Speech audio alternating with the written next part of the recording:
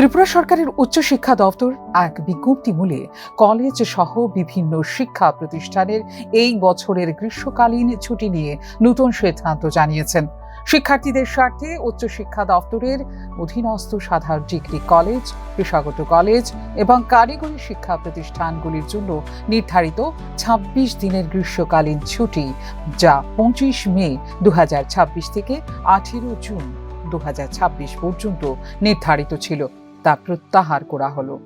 এর সময়কালে কলেজগুলি খোলা থাকবে এবং ২০২৬-২৭ শিক্ষাবর্ষের ভর্তি প্রক্রিয়া, সেমিস্টারের পরীক্ষা সহ অন্যান্য একাডেমিক ও প্রশাসনিক কার্যক্রম যথাযথ পরিচালিত হবে বলে বিজ্ঞপ্তি সূত্রে জানা গেছে।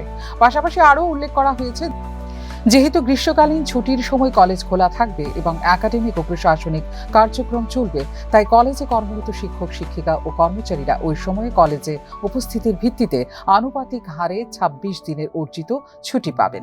এই নির্দেশ শুধুমাত্র চলতি শিক্ষাবর্ষের জন্য প্রযোজ্য হবে। উপযুক্ত কর্তৃপক্ষের অনুমোদন ক্রমে এই নির্দেশ সর্বসাধারণের জন্য জারি করা হয়েছে। ফিউরো রিপোর্ট, নিউজ নাও।